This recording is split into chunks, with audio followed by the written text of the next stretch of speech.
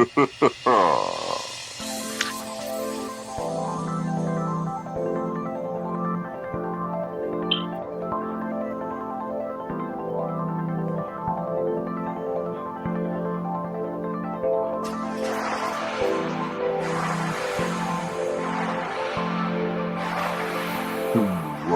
4 TV.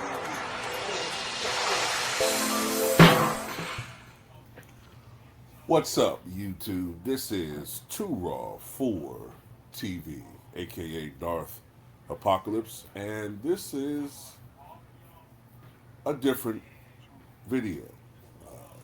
This will be the first of many collaborations that I will do with the one, the only, Marctavian. How you doing today, brother? Oh, I'm doing pretty good. All right. Now, some of you, if you're familiar with Ticket TV, you've heard Marctavian cook many a LeBron fan, many a Jordan hater on live streams.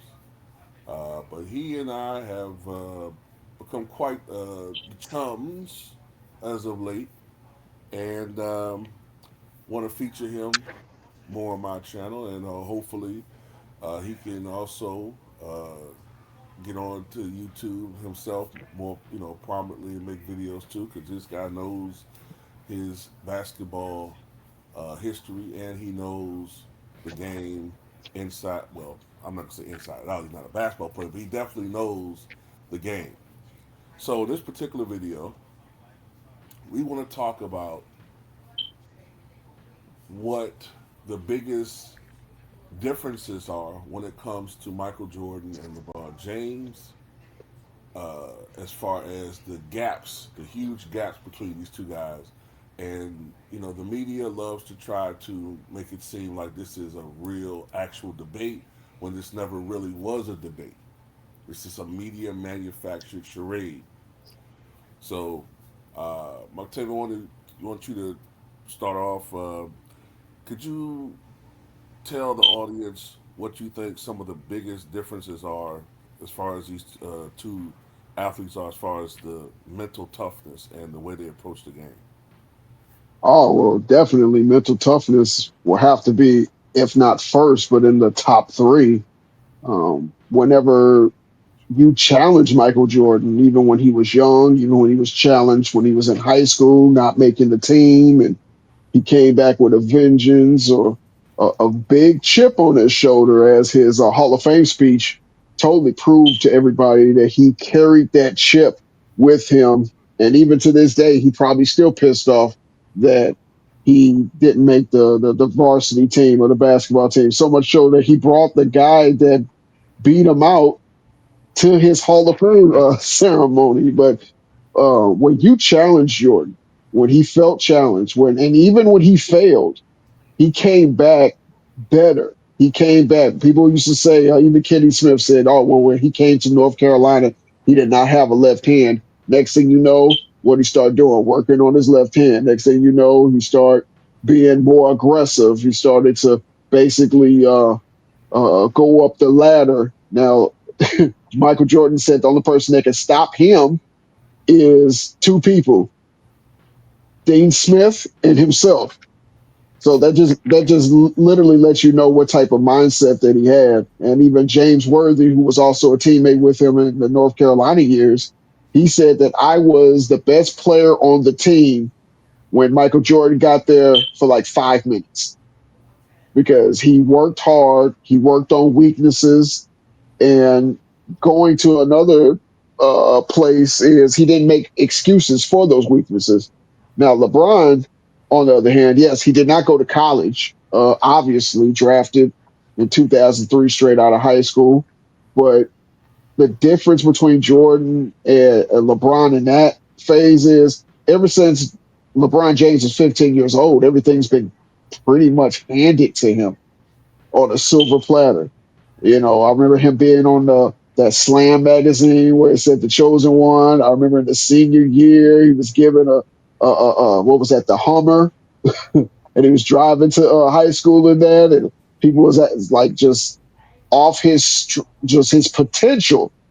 They were saying he's going to be the greatest player of all time. But the funny thing about it is the LeBron from 2003 to LeBron to 2026, there is really no big difference, no stark difference in his game.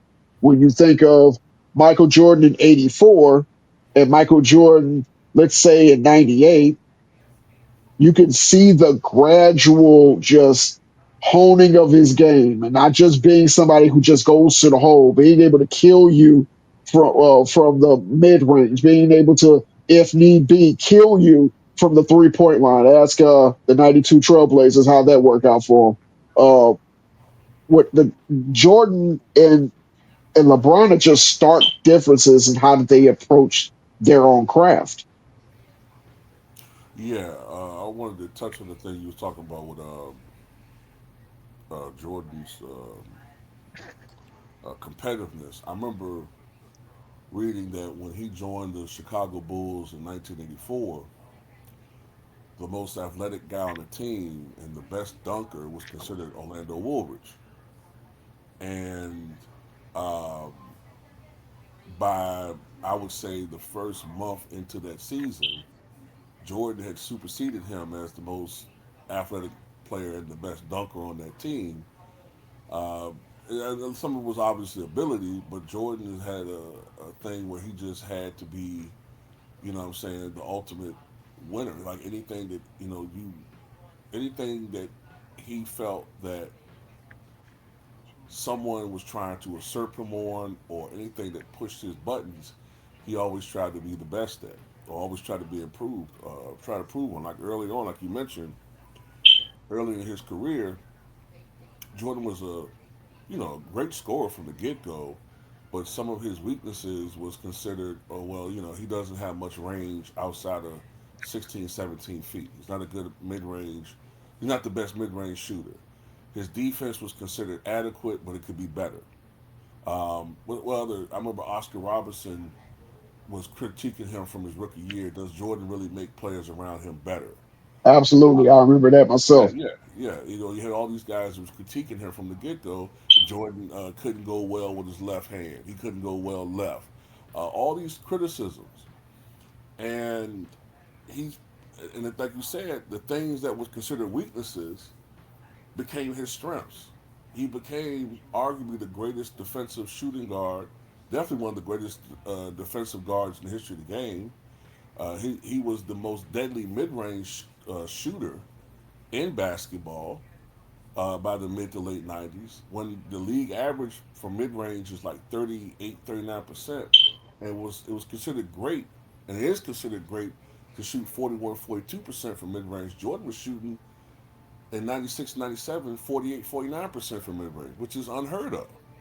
So things that, he was considered subpar at, he became excellent at. Like you said, even when his athleticism began to diminish, he still retained his dominance because he had expanded his game so much that he could rely on other things to still remain dominant. Whereas other players who didn't, try to work on their craft, work on their games, once their athleticism began to slip, Sean Kemp, they were out the NBA. Well, in harmony with that, let's just go back to the 2001, 2002, and even the 2003 Wizards that everybody think is supposed to be this blip in the GOAT's career. They used to call him Floor Jordan in Washington. But this Floor Jordan will go to a spot and fucking kill your whole defense from that one spot. Jab step, spin move, post up and under.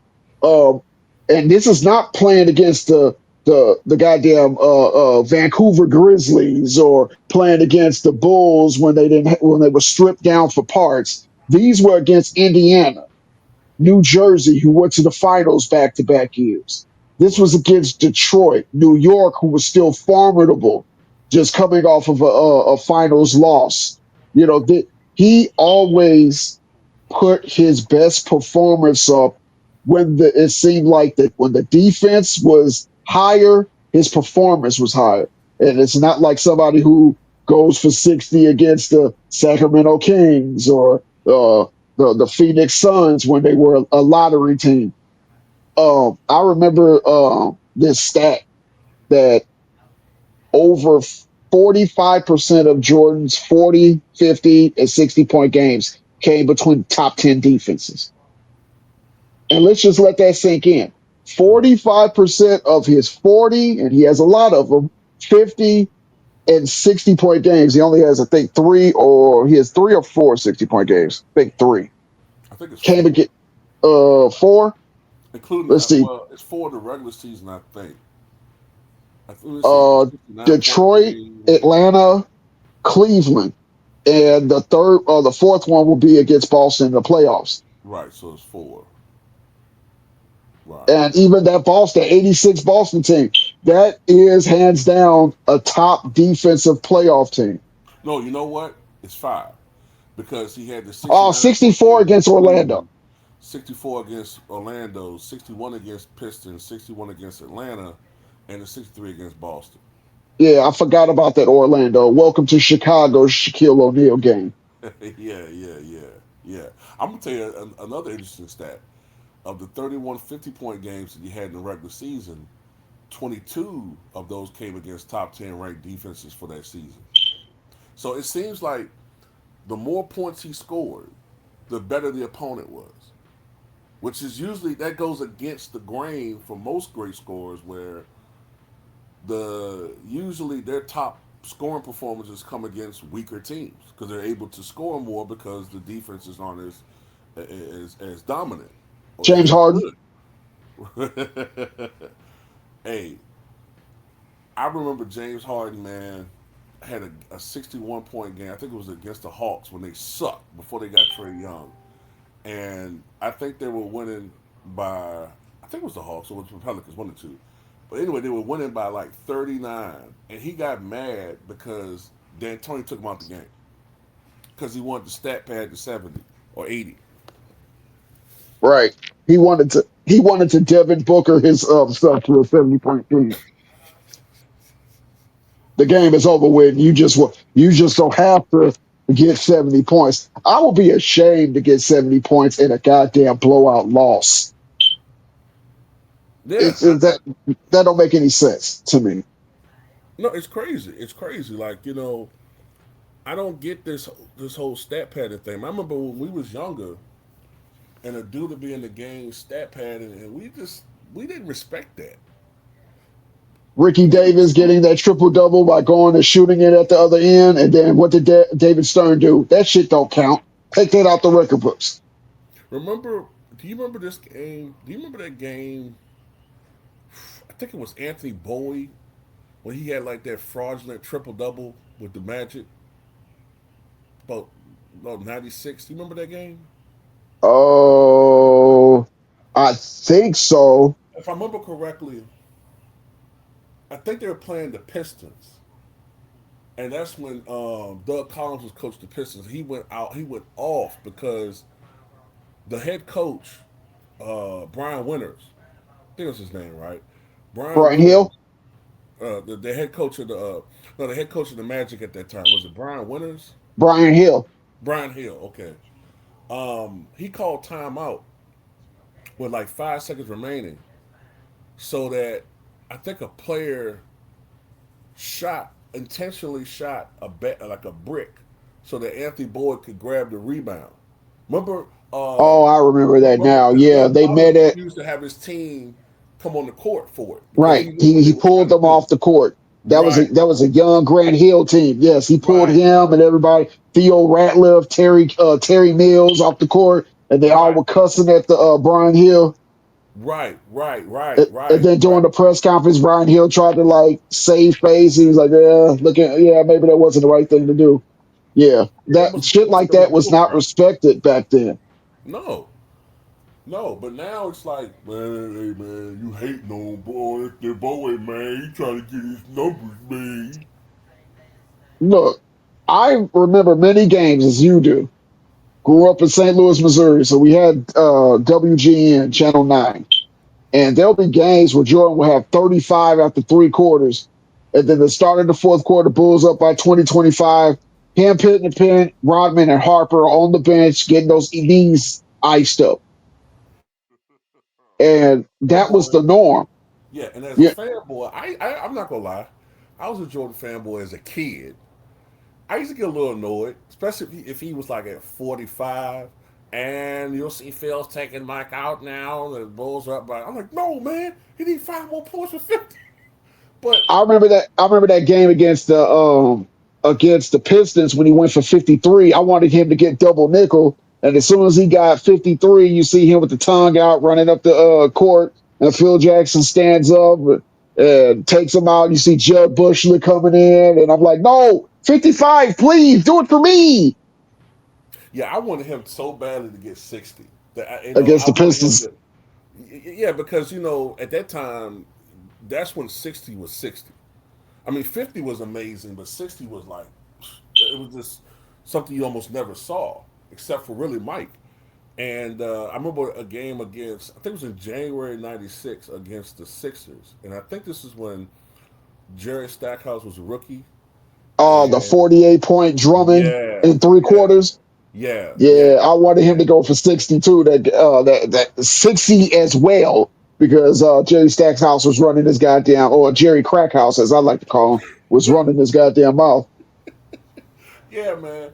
Jerry was running his mouth about, oh, I used to beat Mike 101 in Chapel Hill. And Mike heard that shit and absolutely just destroyed Jerry Stackhouse in that game. And I think that started the process of Jerry Stackhouse not liking Michael Jordan. Well, I think it was when Jordan up faked that he jumped three fucking rolls into the stands, and Jordan looked back and just took the jumper and knocked it down and started talking shit to all as he's backpedaling up court is what started it. I remember he was cooking him so bad that when he hit that last three to get 48, if I remember correctly, that's when the commentators were starting to think, hey, do you think Mike can reach his career high? Because not only did he have 48 and three quarters, he had 48 with like 2 or 3 minutes 7 minutes to go in the left in the third. damn third quarter. Right. So, if he really wanted to, like if he was all about numbers, Jordan could And have stat padding. easily he could have easily doubled his amount of 50-point games. I saw a stat that I don't think is put out there enough. Jordan has 10 career 49-point games. 10. 10 career 49-point games. And I believe the number is 46 career games where he scored between 46 and 49 points.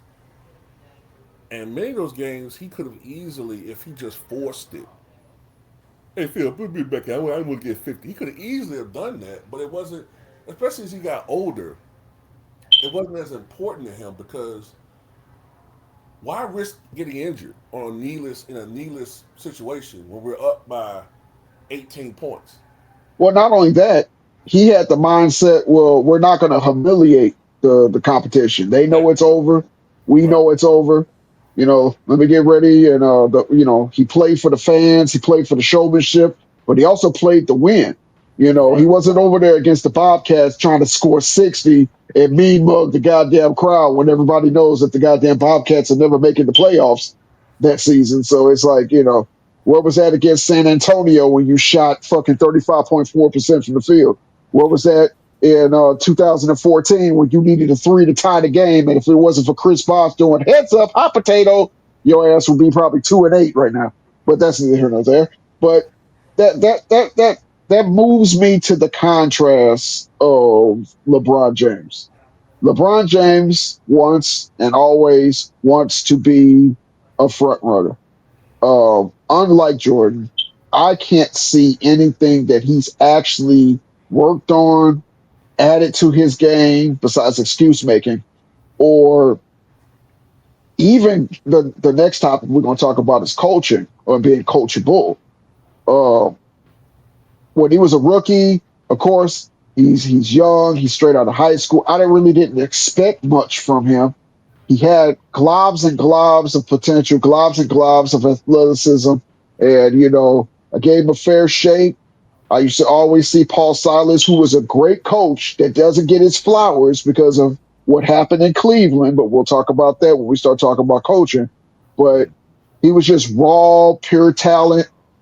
But let's not forget he shot shit under 41% or right at 41% as a 6'8" two guard because he played two guard for the Cleveland Cavaliers when he first entered the league because they had Jeff McGinnis, who was their starting point guard before they got Eric Snow uh, in free agency. But the second season, I was like, okay, let's see what he adds to his game. Of course, he brought the shooting percentages back up, but he used to fall in love with the mid range and the 3-point shot at times where he has the matchup, and it's like you can get to the basket literally, to quote Skip Bayless, anytime you feel like it, and he will let the defense off the hook.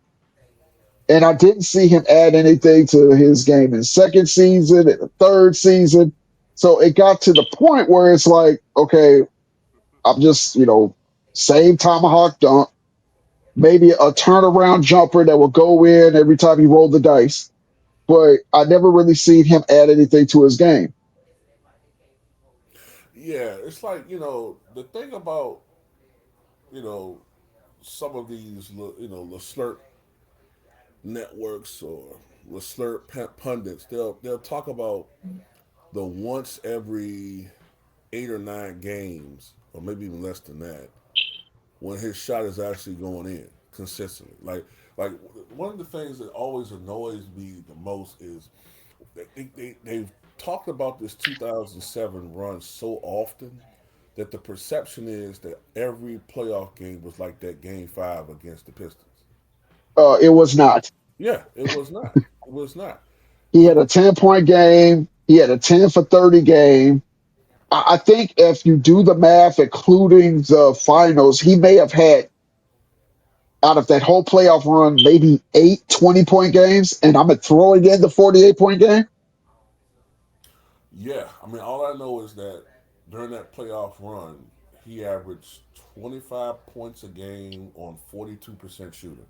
And I think he was 28% from downtown. That's not exactly, what I'm saying, a one man show. Allen Iverson's numbers was more impressive, and he's a 6'1", really, no, 6 feet, 5'11" and 3/4, 160-pound guard. So how did LeBron carry a 017 who were full of bums to a finals when you have somebody named Daniel Gibson shooting the lights out to put the Pistons out of their misery? You have somebody named Larry Hughes. Shout out to Larry Hughes from St. Louis, Missouri.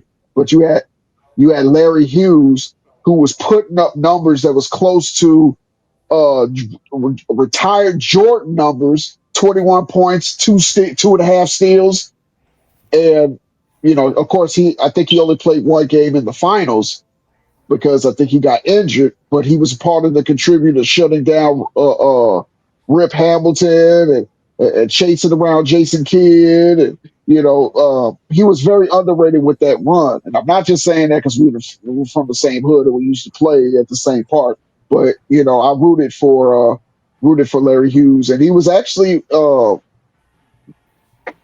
what was he in the top 10 of defensive player of the year when he was in Washington? That's some of the I reason think he why was. I know he led that the league in steals that year. that's some of the reason why it made Eric Snow expendable because they were like, we're gonna go out and get a bigger guard, who could run point and combo at two guard because Eric Snow was not hitting nothing wide open. So it made it easy to double off of the point guard spot because Eric Snow is not a 3-point shooter. He's barely a fucking mid range shooter. He just knew how to run an offense. He came into the league with the Seattle Supersonics, and he was the third straight point guard, but starter Gary Payton, then Nate McMillan is the backup, and then you had Eric Snow. So he was buried on the bench. He was on that 96 Sonics team that went to the finals and ultimately lost to the Bulls. He was on a Philadelphia 76ers team that went to the finals and ultimately lost to Shaq and Kobe Lakers. So he had the experience, but the one thing Eric Snow didn't have was an offensive package. But Larry Hughes did. I'm Um, just gonna point something out right quick. The year before he joined the Cavaliers, Larry Hughes was six in Defensive Player of the Year voting, and he finished, I believe, on an All Defensive First Team. there you go. But he's a bum now. So right. And let's not talk about the fact that Anderson Varejao, aka Sideshow Bob or Sideshow Male, was shutting him and Zadrunas Zadiauskas was shutting down Tim Sandy Duncan. Yep. Up until that point, Tim Sandy Duncan never really had a bad finals until that Cleveland. That series was Cleveland's to win. Everybody predicted Cleveland was going to shock the world. But we have revisionist history where they're Yep. saying, "Oh, well, he was too young and he wasn't ready." No, they every game was close. Every game was a defensive battle. Right. They It were real was good at it. it was LeBron James that shot like ass. Yes, he's the reason why I lost the series. He The front he court of fell in love with that mid range jumper. He had a terrible time getting around Bruce Bowen. Huh? Let that sink in. yeah. I mean, the very next year, it's not exactly the same Spurs team, but still, the very next year, Kobe averaged what 28 points a game and 50% shooting against that Spurs team and knocked them out. Come on now, you know Kobe was never, ever the top player in the NBA. Even though LeBron James said in many interviews that Kobe's the best player in our league, better than you. Yeah, I would have to say right now he's better than me. You know LeBron never said that. Stop it. Oh, don't forget that 2007 Cavaliers team also had a precursor to the stretch bigs of today with Donier Marshall.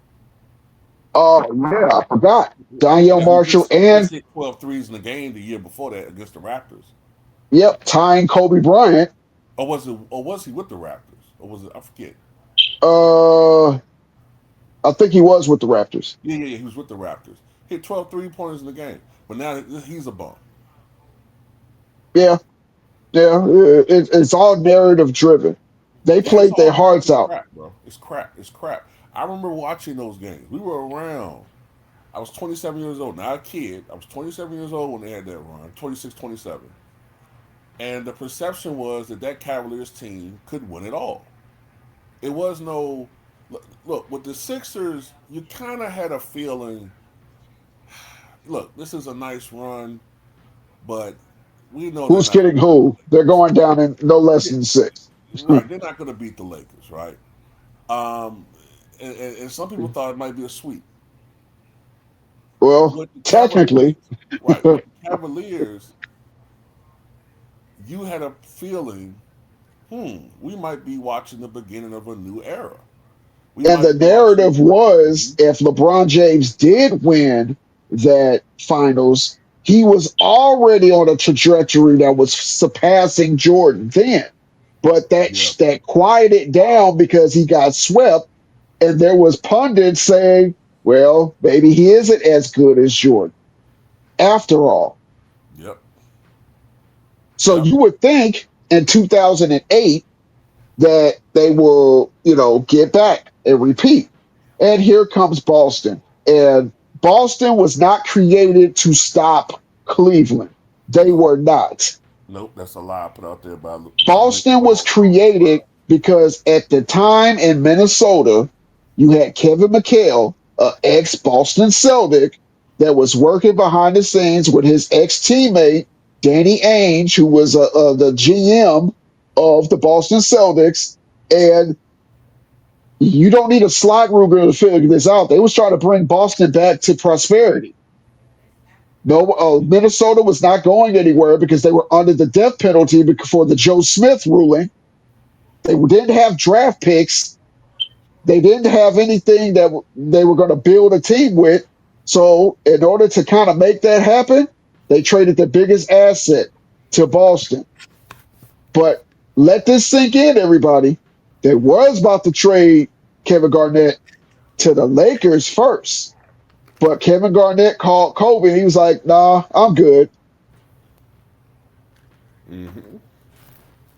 So that deal got made. Then they went out there and they got Ray Allen. It had nothing to do with LeBron James. It had everything to do with bringing Boston back to prosperity, and it worked for one season. Yeah, and it could have worked for a second season because I remember correctly, the second year they start off together, 2008, 2009. They start off 29-2, and that's when Garnett got hurt. Right, and So then they lost to Orlando, if I'm not right, mistaken. right, right. He, and it's if I was a Celtic fan, I'll be grateful for that title. But man, if Garnett didn't stay, that's one of the biggest what ifs though. If Garnett had stayed healthy through 2011, it could have potentially been a three-peat, man. Well, when you really think about it, it would have been Golden State, Cleveland just before that. It would have been Boston, LA for 3 straight years. Right, right, right. And when you consider how close it was with diminished Garnett, man, it would have been a hell of a series, man. But whatever. It is what it is. Injuries occur. But I do know one thing, and you know this. At that same time, the media expectation was, okay, it's nice that we got this Celtics team out here, But we but still got the Cleveland. ratings, the expectations is, look, we need this generation's version of Bird versus Magic, and that is we need LeBron coming out of the East, Kobe coming out the West, and this is going to settle, quote unquote, who's the best player in the league. And Kobe did his job in a very competitive, perhaps the most competitive era in the Western Conference history. He kept coming back to the finals 3 consecutive years. But this dude, he couldn't get past the Rainbow Orlando Magic. Well, Just couldn't get past them. and then, they had since we're talking about mental toughness, you had an emotional series the year before with Boston when he let Paul Pierce put 40 on his head. To be fair, LeBron James put 45 plus on Paul Pierce's head, but this whole he could guard 1 through 5, I didn't see him guard Paul Pierce very well in that series. Uh, That's one I, of the biggest fallacies. I cringe every time I hear one of them idiots say that. He didn't guard Kevin Garnett at all. He did guard Leon Poe though. So do we give him partial credit for that? And then the next year, when Haydu Turkoglu basically got a contract off of what he did to LeBron James and the Cleveland Cavaliers in that playoff series, I didn't see LeBron James slow him down. So if you're going to go out on a limb and say, well, he has to do all these things on offense, does he really? Because he had a point guard who made an All-Star team who could carry his own weight. Matter of fact, he scored a career high 43 points in the game. But LeBron James, he folded mentally. He folded at the point where because remember they were supposed to go down 0-2 until he threw up that heave, aka that shot from three that took game 2, Mm-hmm. and then it was basically downhill from there because they went to Orlando and I think they dropped both games in Orlando, came back to Cleveland down 3-1, won the game in Cleveland, and then went to Orlando and got put out their misery. Joe Pesci style in Goodfellas. I thought it was I thought it was 4-1 they beat them. No, it was 3-2. It was 4-2. No, 4-2. Okay. They lost in six. Okay. Yes, and then remember because in Orlando he didn't go over there and shake Dwight Howard's hand. He just left while everybody else was dapping him up and congratulating him for going to the finals. Yeah. But Yeah. Well, that's Jordan could get it. Jordan gets his ass kicked by the Pistons 3 straight years, and every year he shakes their hand, wishes them well in the finals, wishes them well in the next round. because that's what a professional does.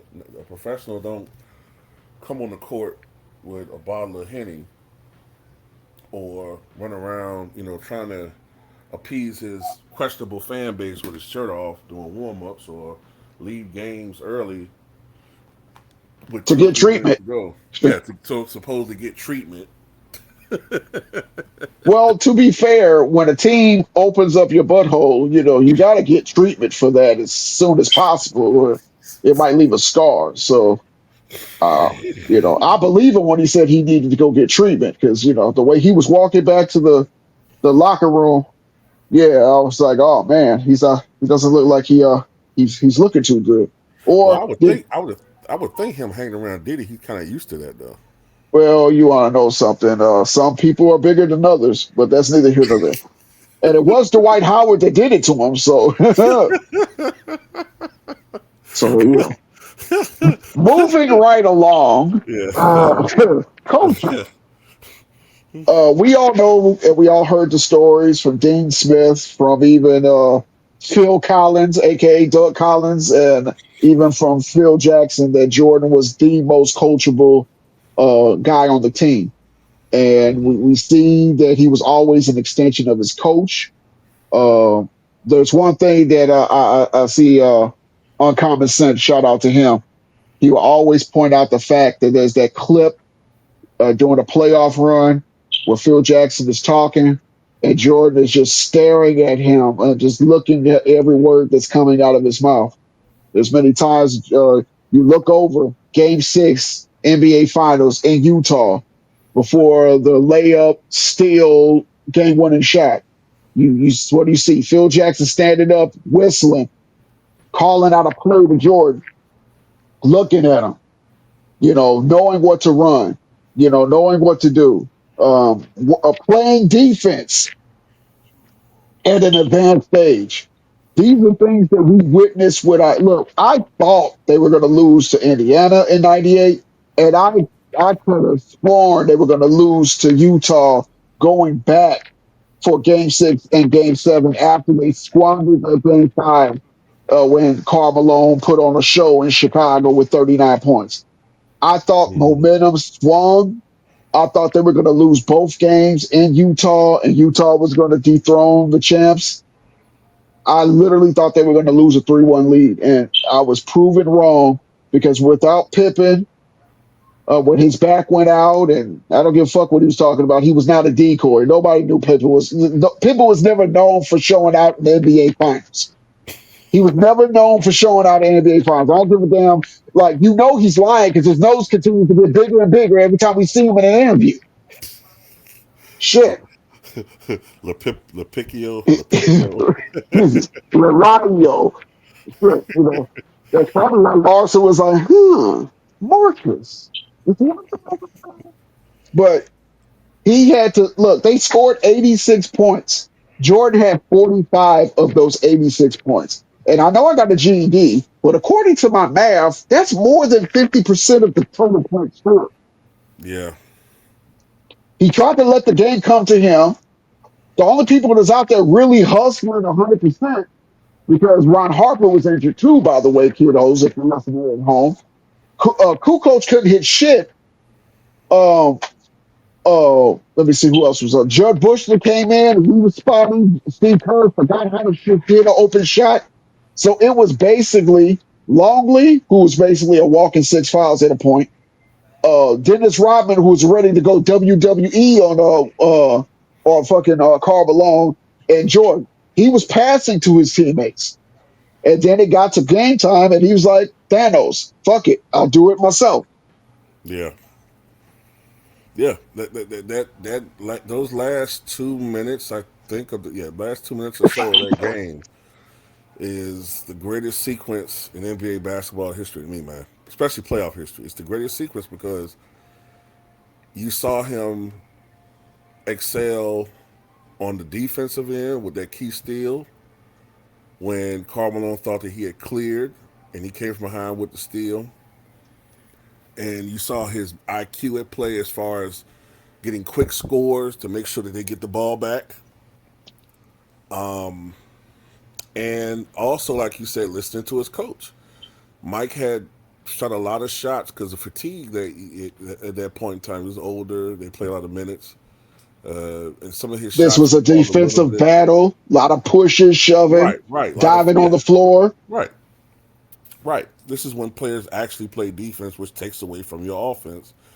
And some of Mike's later shots would fall up a little short, and Phil like got on him about you need to follow through a little bit more with your shots, Mike. Follow through a little bit more, and that's Go where to you the saw, hole. and that too, you start seeing Jordan go into the hole, and you saw him get a couple of free throws, get a little bit more of his rhythm back, and that last shot he took, he made sure he, you know what I'm saying, followed through with the shot and then switched. Well, So it was a rhythm shot because right, if anybody remembered the 1997 finals, it was the same fucking play. The same play in game one, the same play in game six, and here it is in game six again. I don't know what the hell Brian Russell was thinking. It was the same play. The only difference is they couldn't give him a dribble handoff from Pippen because Pippen back, he was menstruating. So his back, well, he was having cramps and he was no good. right. But same play, clear out, dribble, stare you in the eyes, hard dribble, crossover, get out of here, pull up into a rhythm jumper, wave it goodbye. Hmm. Whereas LeBron, on the other hand, he had a very good coach, borderline great, Paul Silas, ex-player, knows what he was doing, took the Charlotte Hornets to the playoffs with a young Baron Davis and Eddie Jones and Eldon Campbell and Matt Geiger before he went over there to Philly, and I think they had Vlade at that point. Yeah, Vlade and Mason. He knew what he was doing. LeBron's early years, Paul Silas was trying to get him to play more in the post because he had size matchup mismatches all over the place. LeBron didn't want to do it. They let Carlos Boozer walk in LeBron's second year to start the trend of getting the big man out of the way to clear the lane. Yep. Zydrunas Gauskas in 1997 came into the league as a prototypical uh, European big man who stayed in the post and could get you easy buckets. Hmm. But when LeBron came into the league, Zydrunas Gauskas slowly but Became surely, more of a jump shooting big. Yep. and Paul Silas was like, you need to get in the post. There was a time where during a game, a close game against New Jersey, LeBron had refused to get into the post. Paul Silas threatened to take him out the game unless he runs his offense.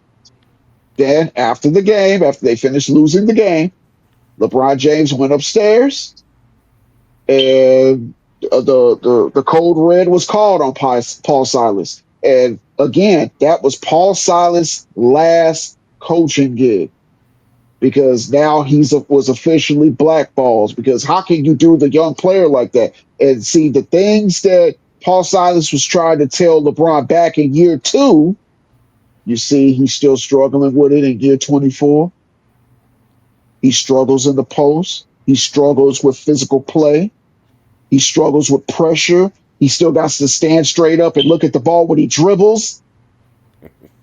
But you want to tell me his IQ is higher than anybody who's ever played, and he has led the universe in turnovers? But we get the clown show by Russell Westbrook? Come on, stop it.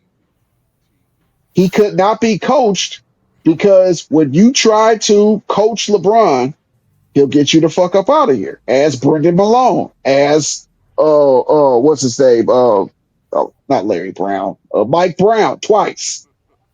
Shout out to him for winning the championship because now they can never say he never had a good coach. He did. You just let him walk. Darvin Ham. Darvin Ham, even Frank Vogel, who won the Special Olympics Cup or the Disney Invitational Cup. What's the guy that was coaching in Cleveland that quit? They got fired on Christmas. David That Black. was yeah, Black. Hmm. Tried to get Spoelstra fired. Yeah, and David Black wanted to institute more practices. That's what he wanted.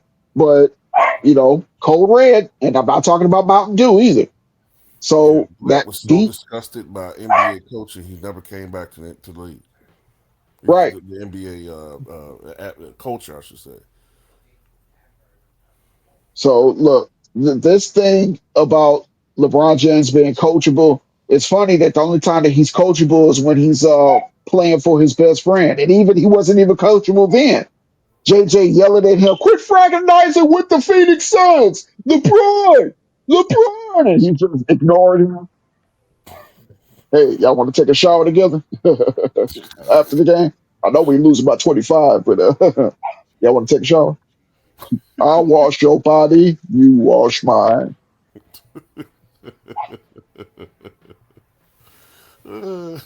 I always make the right play. Skill Yeah, set, skill set. Jordan's set was lethal. Finish with any hand, could pull up anywhere. When he really needed to kill you with a three, he can. He didn't rely on the three because in his era, the three was not a gimmick, it was a weapon, but you wanted to go with your strengths. And even out of Jordan's own mouth, he said he never wanted to continue to use the three as a weapon because it took away from his overall game of attacking and putting right. pressure on the defense. He didn't want to Whereas, rely on that shot, and it takes away from his aggressiveness there you offensively. go. Hmm.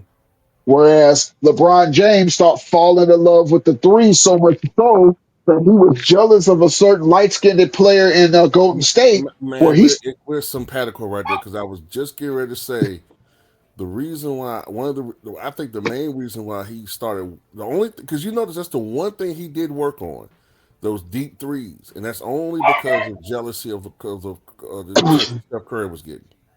right. You taking logo threes, and you might hit one out of 16, but I've seen too many logo threes that are air balls.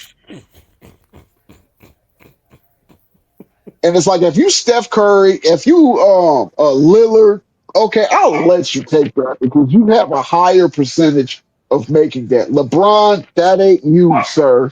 So you're gonna bail out the defense with a logo three. Oh, by the way, I got the highest IQ of all time, which tells me I could take a bailout logo three, or I can basically choo choo trade to the hoop. Which one should I do? Logo three. Keep in mind, it was the 28-foot three in Minnesota that he missed with a wide open Austin Reeves in the corner, which gave them the momentum to start the comeback.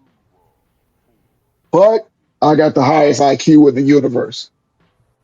Oh, okay, cool. Okay, what about this thing that people like to talk about free throw? Um, Jordan went to the basket in an era where you paid for that drive. If you got an and one, it's because you earned it. I have seen too many highlights. I've seen too many games of Jordan jumping in the air, weaving around two, three defenders, kissing it off the glass, or he'll do his patent booty slide backwards when he hit the 50 double nickel game against Washington in the playoffs when he dribbled between Calvert Cheney and double pumped it and hit it, slid, got up. He liked going to the basket. He loved going to the basket. He did not mind getting fouled because he was an 83% career free throw shooter. He Hmm. was 6'6", between 195, 204 pounds in his prime.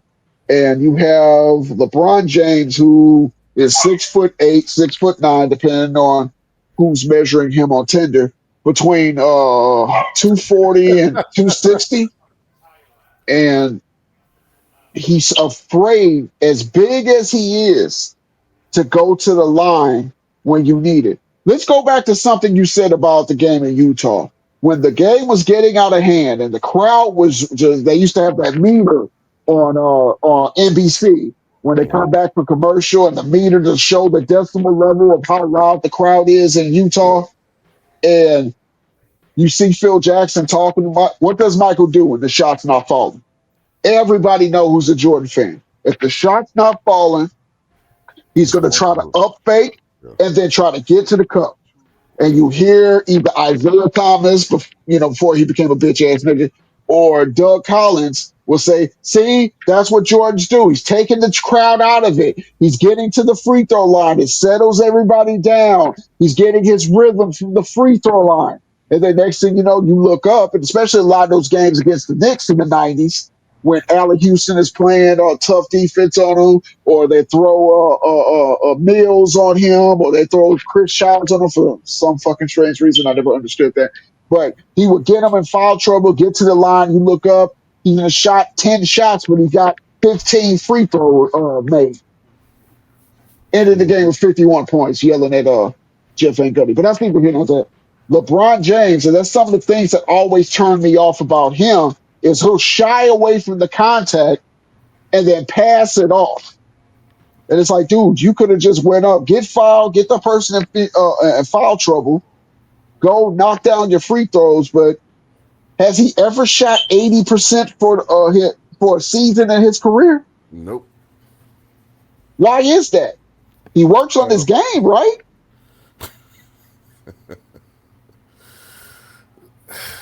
supposedly. Okay, according to that Supposedly. sigh, Yeah, like supposedly. Yeah, allegedly he works on his game. right, right, right. And it's interesting because I'm not mistaken. I think Moses Malone had at least one season shooting 80% from the line. Let me check something out here. Moses from the Bible had one season where he shot 80% from the line.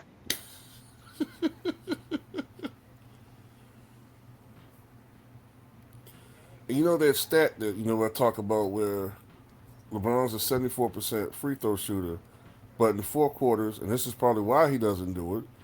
In the four quarters, he's 64% from the line. So, Well, and yes, Moses did have. I'm looking at it right now. 90-91, he shot 83% from the line. 86, 87, 82%. 84, 85, 82%. And Moses started off his career as a subpar free throw shooter, just 61%. So that's another guy that showed improvement in his game, but not this one. wow, I didn't even know that. That's actually depressing. If I was a LeBron James fan, I'll be embarrassed. But good thing I'm not anymore. Let's get something straight. I was a LeBron James fan all the way up until the decision. I was. I didn't like anything about the decision. Uh, I thought that he was kind of abandoning the team when he kept getting closer and closer. It's not like he's never made an NBA Finals in Cleveland. He has, but he was the sole reason why they did not win a game. Not only that, this this revisionist history narrative that Cleveland never built a team around him. That is such horse shit that I can't fathom why people keep saying that. They did everything they could to build a team according to the type of talent and the type of system they was running. It was good enough to get Mike Brown the coach of the year. It was good enough to get 61 wins and 66 wins. It was good enough for Vegas to predict that the Cleveland Cavaliers was going to make the NBA Finals 3 seasons in a row because they were predicted to go back to the finals in '08, but You know, Boston came out of nowhere. you know what I Then think it is? '09, Mm. then 2010, but they had top 10 defenses, top five Mm-hmm. 3-point percentage defensive, Mm-hmm. top 10 bench, top 10 paint scoring. How is that a trash team? You know what I think it is? Well, we all know it's propaganda, but it's this era's fan base, this era fans, and in particular his fan base. They don't know anything prior to some of these that don't know anything prior to the bubble. They don't know who these other players are. So in their mind frame, if they've never heard of you, then you must be a bum. Instead of saying, "Oh well, maybe I need to improve my knowledge of these things. Let me study this player and read about him." No, I'm so arrogant in my ignorance that if I don't know who Mo Williams is, then apparently he must be nobody. And then also, these guys are judging the players and the rosters constructed for that era to this era, when this is a spaced out, no defense plan, perimeter orientated league with no real big emphasis on post players. When they look and see, oh, uh, such and such only shot, like they'll look at a guy like Drew Gooden and look at his 3-point percentage and then judge him based on that.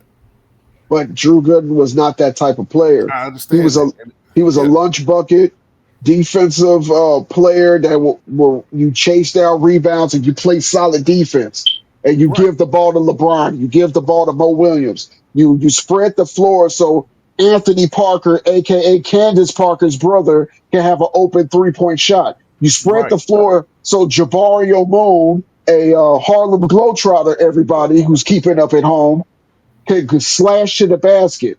You J.J. Hickson, who was, by the way, a trade piece to get Amari Stoudemire, but LeBron said, no, I don't want to trade J.J. Hickson.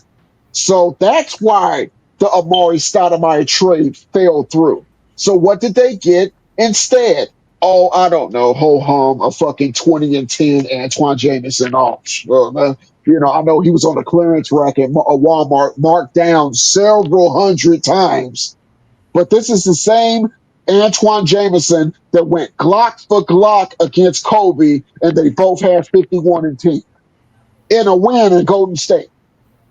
but This he is the had back to same, back 50-point games because I think right? he had 50 against the Sonics. I think it was Sonics the game before that. This is the same Antoine Jameson that scored over 20,000 points in his career.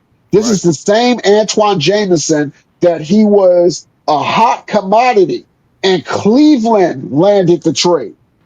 That's type of Antoine Jameson. Don't just take my word for it. Look it up. Antoine right. Jameson was the Kevin Love of the Washington Wizards and the Golden State Warriors. So much Yep. so that they traded um what's his name?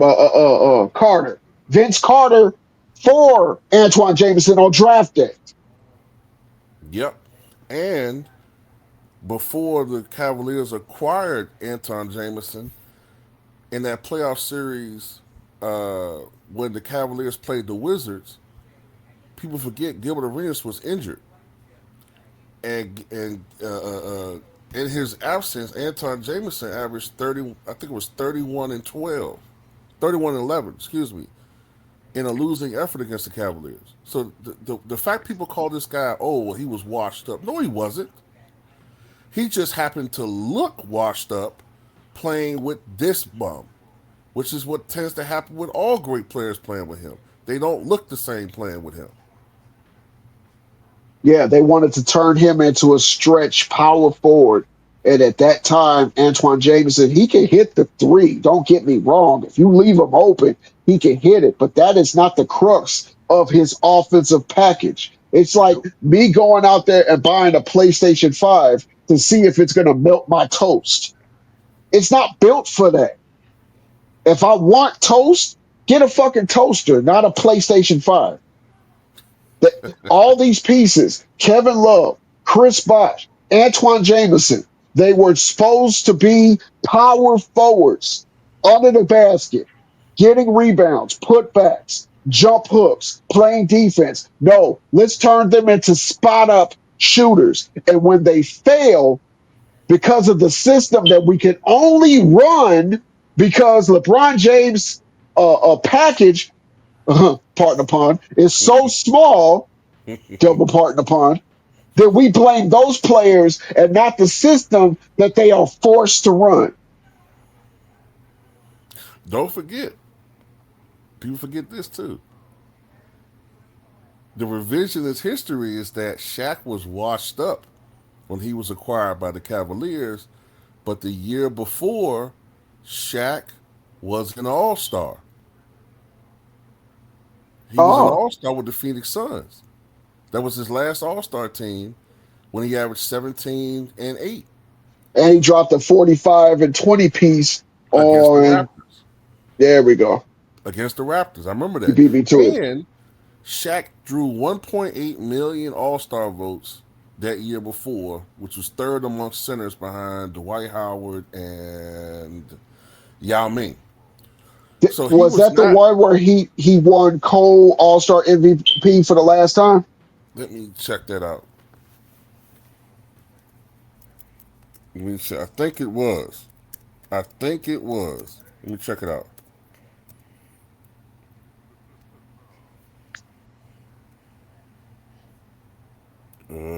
Yep. So how can Kobe you be Bryant and washed? Shaq were Exactly. MVPs. I wanted to say it was Kobe and Shaq, but I wasn't 100% sure. But yeah, But how he's can you be washed. washed? Right. He was washed. No, the fact is, these guys look washed playing with him. Now, by the time he went to to the Celtics, yeah, he was done. Yeah, But he he looked like wasn't done. Thea. Right, right. But he wasn't done when he joined LeBron James. These guys just look that way playing with this dude, man. It's him. It's him.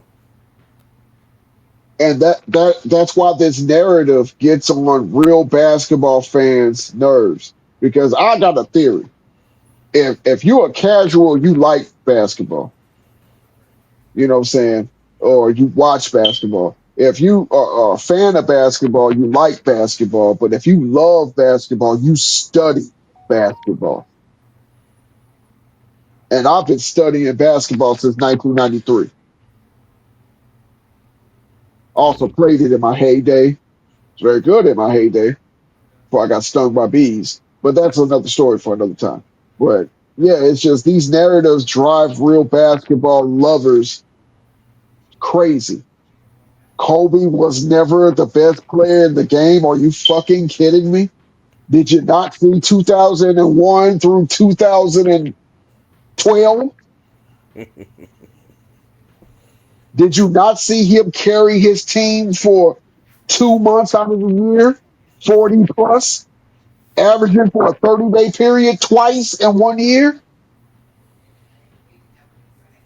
And see, this is the thing. When you think about Larry Bird, across the whole league, the majority of the league, let's say 75% of the league, feared him. 20% of it just didn't like him. 5% of them probably just didn't know him until they played him. Right. Magic, I would say the same thing because I can't say Larry without Magic. I can't say Magic without Larry. They go together like peanut butter and jelly or bologna and cheese or, Diddy and Charges. But that's neither here nor there. But Jordan feared 99% of the league. Shaq feared 70-ish, unless you was Olajuwon, David Robinson, you know what I'm saying, Patrick Ewing. They didn't really fear Shaq. They can go Glock for Glock with somebody who's not they're not going to give them, a 50 burger because Shaq wasn't known for doing that until after they retired. LeBron is not feared on that level. He's not feared. When you go into a playoff series, people expect to beat LeBron.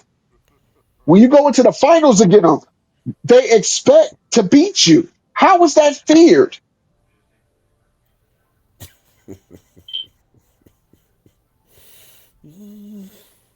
And he's on super teams and people still expect to beat him. Remember what Tim Donaghy said about him?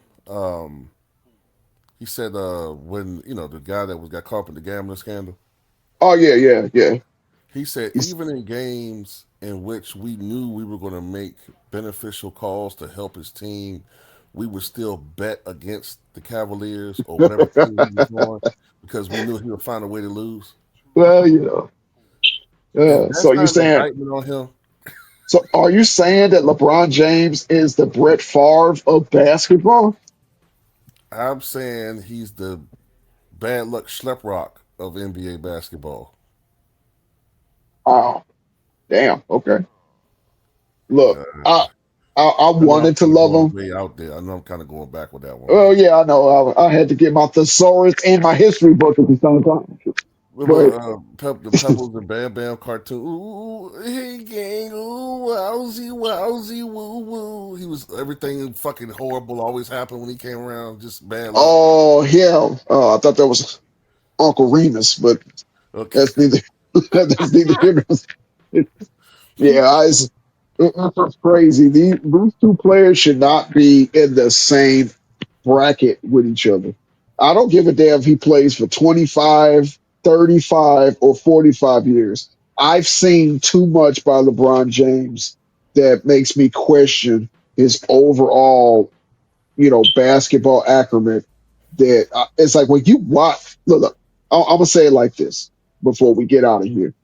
There are three athletes that whenever they're on the court as a fan, you fear Michael Jordan, Ken Griffey Jr. at bat, not Peyton Manning, Tom Brady with 2 minutes left with the ball, and your team is up, and he has the ball. That's real fear. Right. LeBron James down by one with the ball. I'm like, he's gonna miss. Let's get Sports Center going. I don't fear him.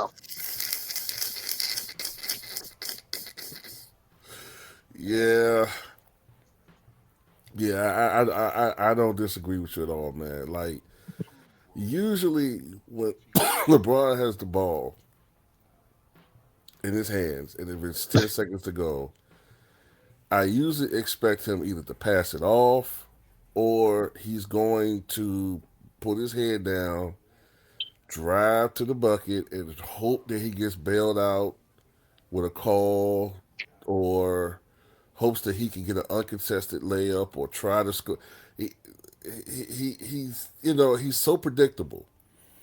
And when he does drive to the basket, usually defenses already know what he's going to do. So they really usually, at this stage of his career, they usually D him up to the point where he really doesn't have a chance of scoring. So he just expects to get a call. If he doesn't, he argues and stomps around. And meanwhile, the game is either over or the other team has gotten a rebound or whatever. They already scored by the time They've he's already doing the scored. Yeah, percolator with the goddamn or the Lobata with the damn referee. And I don't know another NBA player that can grab and tug at a referee and not get tossed. How the fuck is that possible? Does LeBron James have a game genie when it comes to the goddamn refs? I will not get tossed this game and he's hit. Yes, activated. I can call you a bitch ass nigga and make the motherfucking call. That's why I'm fucking your wife. And then they just be like, LeBron, yeah, go back on defense. Stop. I don't get it, man. Yeah, he can put his hands on the refs and disrespect them, call them out their names, threaten their lives, Yeah, I don't get it, Talk Go Bills. about the play-in tournament that he endorsed, that he don't like it when he's about not to make it. Yeah, all that shit. I don't know who came up with this play-in tournament. They should get fired. Then you should retire, LeBron. Because did you forget 2 seasons ago you said there should be a tournament for the last shitty teams to make the playoffs? You said that. Nobody else brought that up. And your girlfriend, Adam Silver, was like, that's a good idea. I'm going to make that happen. Yes, I'll do it. LeBron, tell me I'm pretty, please. Please. I'll do whatever you like. I want you to make a play-in tournament. Whatever you like. I want you to make an in-season tournament. Whatever you like. I want you to get on your knees and open up your mouth. Whatever.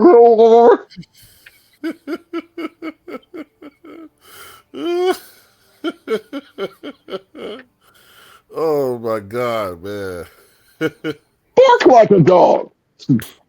Arf, A smart dog. arf. Make my Woof, son woof, drafted to the woof. Lakers. Hire JJ Redick. Give my son talent. Whoa, LeBron. You're asking Hey, way too man, much. we can't. Hey, man, we're not genies here, for real, for real. Now, whatever deal you made with Satan, you better go and refinance that deal in order to get Bryce or Bronny some talent. Your Highness, the media are waiting for you to make your decision. Let them wait. Yes, sire. Damn, we're still waiting on a contract offer from the Lakers. Don't give us a contract soon, son. I'm the king. You see, I still got it. Nights like this, I wish that rain just would fall. You see that, brother? I still got it, baby. Yeah, no contract, bitch, Paul. You know what? I don't got to take this. I'm going to Philadelphia. Well, it looks like he might be going to Philly, according to the reports. Uh, what was it? Well, I forgot who the guy was, but supposedly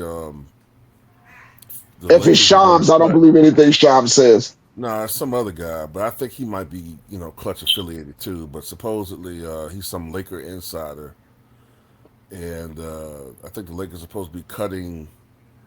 They have to get rid of a roster spot, and it looks like it's going to come down to either Dalton Connect or Bronny James. And to me, You mean Jermaine Stewart?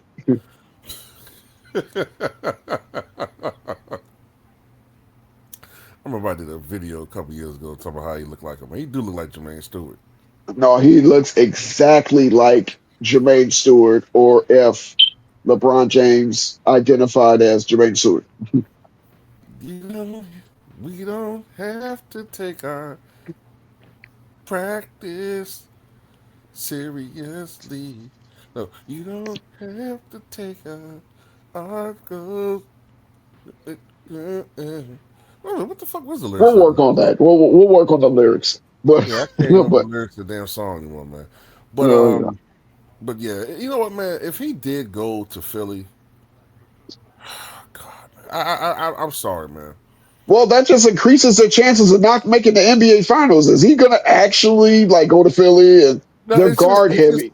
if he goes to Philly, then we can't take him. I mean, look, we already don't take him seriously. But if you just become like a gimmick now, like you're just like it's like you just like a.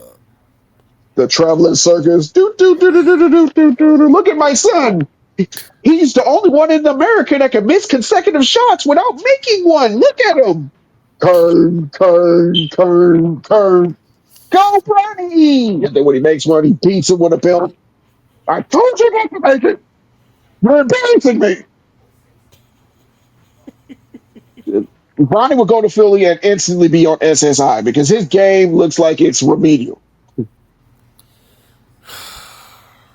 And how the hell are you going to sit him in the same room with Brown and be like, well, what? Well, you know what I said that you didn't have no talent. I was just playing. I'm so sorry, Bronny. I'm so sorry, Bronny. Can you please forgive me? Don't take my minutes. That'd be dumb. And yeah, Yeah, I heard reports that Joel Embiid looked like he's got the I mean, he's got the low fat diet, and he had lost 40 pounds. I don't buy yeah. it because I remember thin Luca from last summer. Do y'all remember that? Luca looks so thin, and by December of playing with LeBron James, Luca looks plump. He looks like he's gained all that weight back, and he's Let playing me like ask you he's this: gained all that weight back. you just alluded to it. You think Joel took a couple of trips to Miami with LeBron and Not only do I think Joel Embiid or Amistad, if you're nasty, took a couple of trips to Miami, I know that the first thing that LeBron did was bring that big ass turkey thermometer syringe. Is like, Joel, come here for a minute. Poked him in his damn shoulder or ass meat with it. It's like, you will make it through the season. So again, just like we were talking about earlier, if Joel Embiid's middle of his head looks like a sunflower by All Star break, well, we know what's up.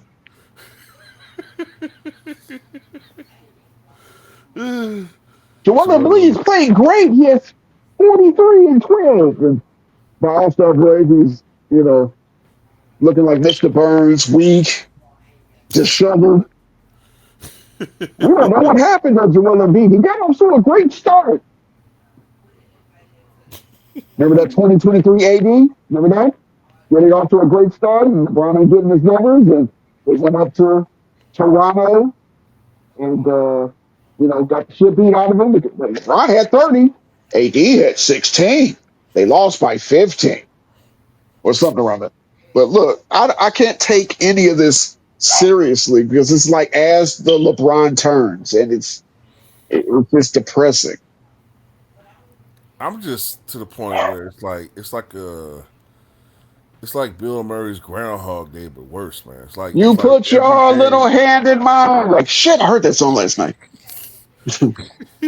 But hey, I would do exactly what he did. I'll just take that toaster to the goddamn tub with me every morning and just I'll have toast. It's just crazy, man. It's just every year we think this shit coming to an end. No, I'm going to play 2 more years. LeBron may play until he's 50.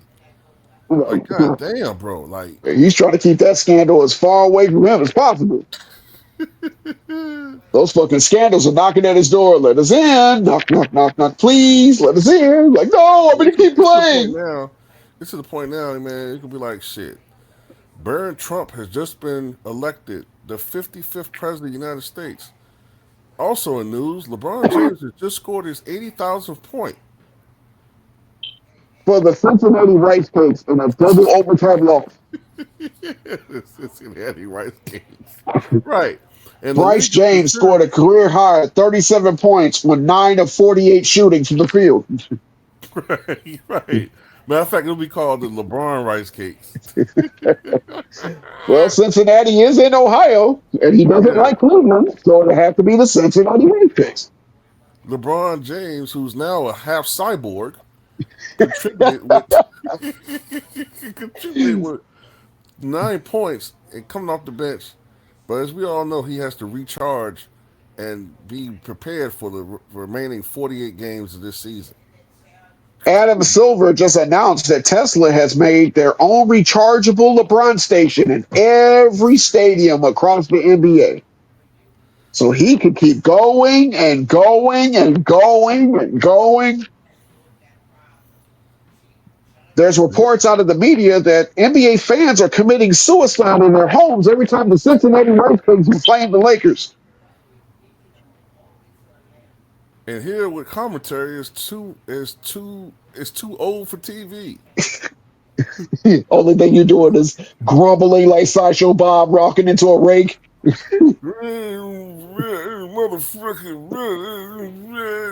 LeBron for three and a miss. Bryce for I had about three and a 16 miss. strokes. I had about 16 strokes and shit. You got a defibrillator that you're using just like a vape pen and Right, right. shit. Clear.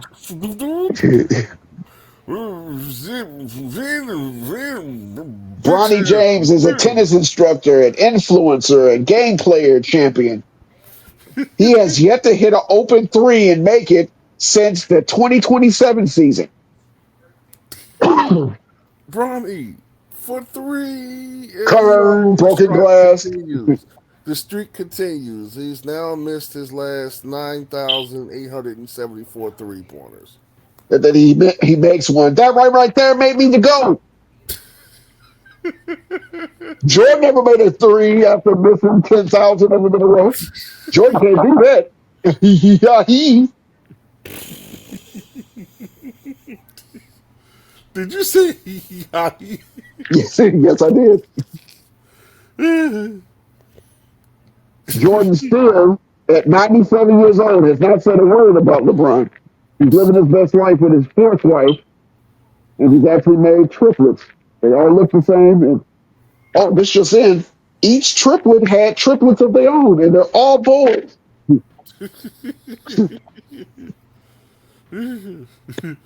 Jordan look almost exactly the same and shit. He fucking being preserved in chambers and shit.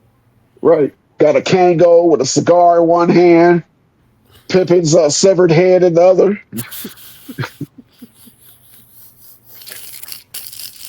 You better eat your Wheaties before they put them in the bariatric freezer and shut it like it's aliens when they wake up from the space station.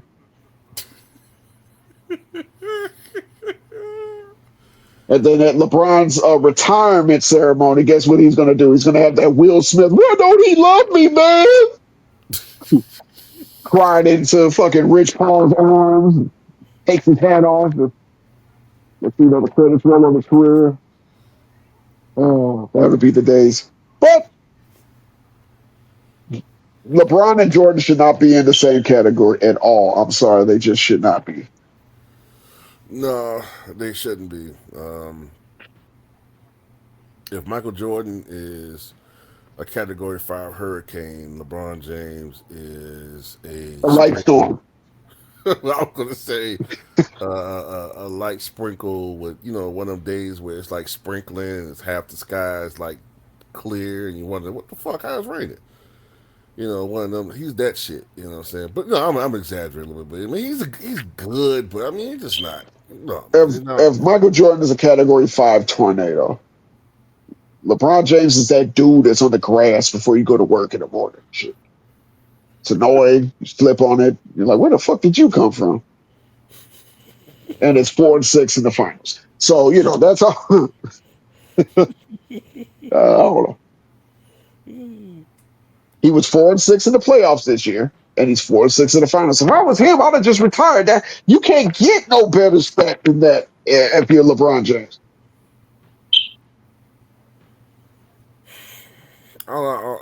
At this point, man, I really seriously think that every additional year that he stays, he's hurting his Angels brain. lose their wings. We just see angels falling out of the heavens to the pavement. Like, what the hell? Gabriel, what are you doing down here? LeBron for three. He's upsetting the fucking the Natural time order. continuum. Yeah, yeah, yeah. Waves are 19 miles high. The sun is darkened. Fucking goddamn. In wintertime, it's fucking 105 degrees. In summer, it's fucking raging ice storms and shit. Wait a minute, man. It's July. Why are we having an for It's three straight July. We got a 32 inches on the ground. years? Shit, I got to shovel my sidewalk before LeBron James tells me where he's going in the NFL. He said the NFL. Gather around, kiddies. It's the annual decision. Yay! Look at your s'mores. LeBron, the James, the King is going to let us know that we're going to be blessed with presents in the NFL season. Let's see where he goes. Oh, shit, he's going to Seattle. Well, okay, just smile. We don't get upset. Wow, Seattle. Suicide. Shut up. Forgot what is YouTube. I would just give up on all sports. I would probably start watching the WNBA at that point. Be like, you know what? It doesn't have LeBron in it. I don't care what Trump says. I'm going to watch WNBA. I don't care how many missed layups they make. I'll be like, still be like, Hercules, Hercules. And I used to love the WNBA. The thing about WNBA is, man, it's become unwatchable because of another insufferable fan base is glazing another player there. It's like you just can't get away from the glaze, man. Oh, Yeah, I it's haven't watched the WNBA in about since 1997. So who is this player that people were glazing like Krispy Kreme donut? it's a certain Caitlyn female. Jenner? It's a certain female that sort of resembles a Screech. I would say Screech from uh, Saved by the Bell? Screech from Saved by the Bell with a ponytail. Okay, who fits Caitlin that Clark. bill? It's Uh, Caitlin Clark. I've never heard of that. I've heard of those words separately, but together? Yeah, it's Is she related to Dick Clark? You said Dick Clark? Yeah, Will Clark, the Clark Uh, Bar, Clark gas station. Where no, I think she's not related to any of those people. But she's is she good? Can she play? uh Damn, uh you're really struggling with these answers. Let me give you an easy one. What team does she play for? the Indiana Fever. So they went from the Indiana fever to the Indiana fluenzas. What? So She, what is the hype about? she's good. She's a good player, but it's her fan base wants her to be the face of the league. The media wants her to be the face of the league. The problem is her game doesn't translate to that level. Another problem is, she's the most marketable player. She's the most financially profitable player, but she's not the best player. She's clearly not the best player. And one of the Who's things the that best makes her, player? that would be Asia Wilson by far. Oh, I heard about Asia Wilson. Is she the one that Bam Adebayo takes to bed? Yeah. He takes her to the bed. At least I hope that's the order of things, but you never know nowadays. Well, But when you score 83 points, I'm pretty sure that you can get whatever you want. Well, within reason. yeah, yeah. Um, yeah, I guess it was an 83-point game. Yeah, we'll call it that. I mean, he scored 83 points. It's just, man. Uh, Back to this Caitlin Clark oh yeah, but yeah, back character. to her. No, but it's just that she's good, man. But it's just her fan base. A lot of her fans, I should say. I'll put it like this: a lot of her fans are the same people that are leaving bad reviews for Nolan Wells' mom.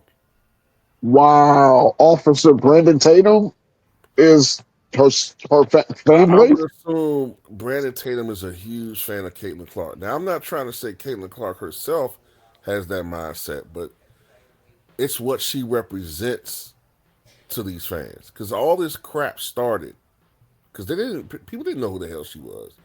All this crap started a couple years ago in a collegiate championship game between LSU and Iowa State, who she used to play for, and all of them know Angel Reese for doing the "You Can't See Me," the "You Can't See Me" sign with her hands to Caitlin Clark, Did which Caitlin Clark actually start crying or something?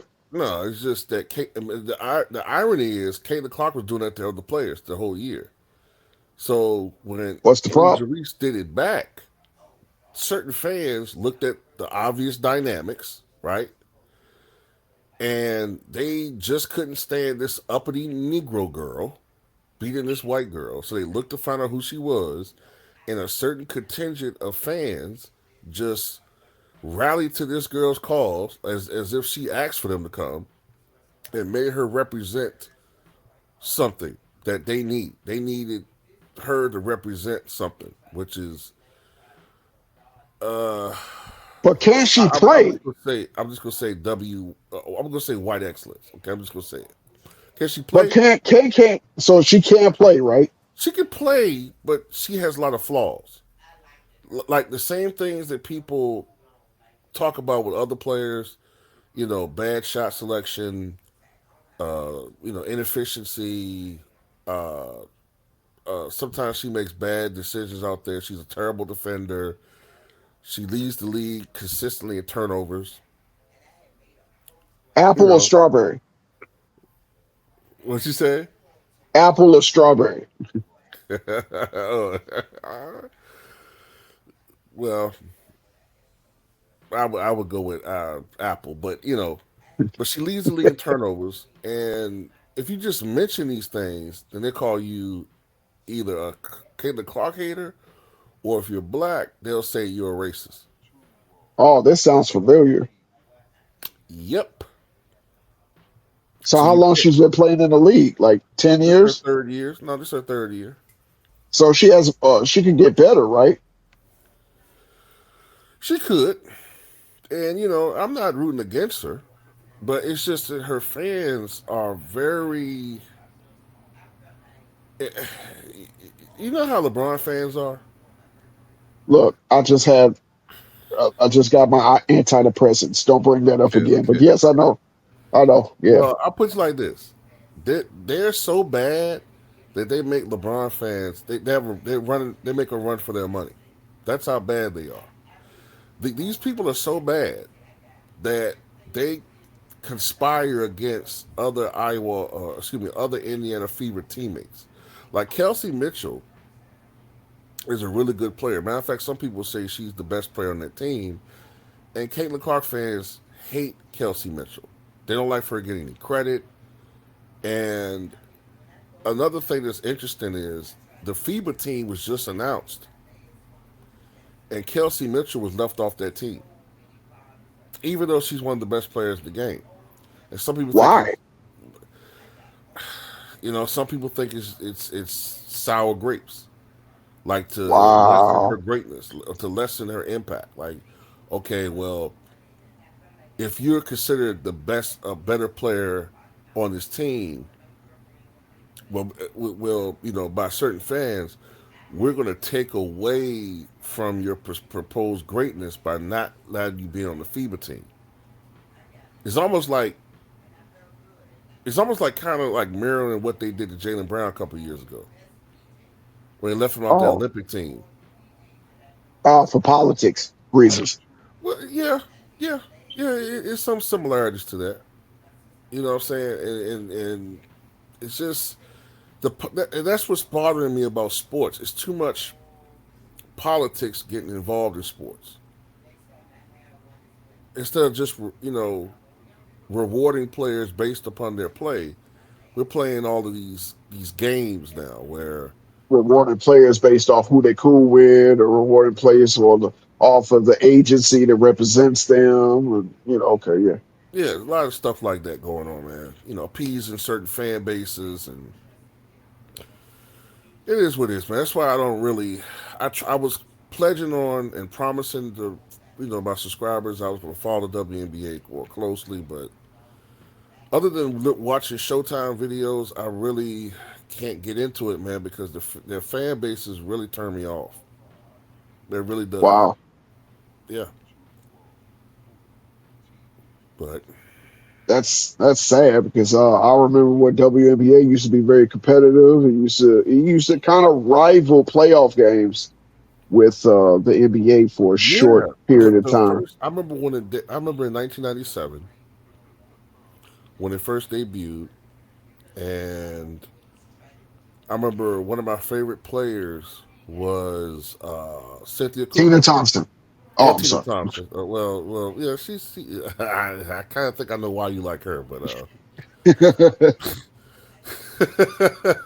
I think all fellas who watch Tina Thompson know what her one of her most prominent features were. Well, two of her most prominent features. Uh, I'm talking about her game for anybody that's listening that think I'm using innuendo. I'm Yeah. using Innuendo. I don't know about you. I got a subscription to Innuendo. I got to use it.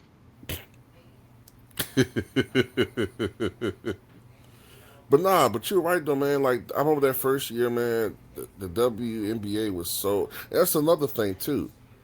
We all knew the WNBA games were coming on NBC, and we knew when to watch them. With the WNBA, man, a lot of these games come on at a weird time. I don't know exactly when they're airing the games. Midnight, 2 a.m. Yeah, or like 1 o'clock in the afternoon, and sometimes sometimes the games be on the evening, or sometimes it might be at 1. And it's like, damn, like we're usually programmed to think games come on in prime time.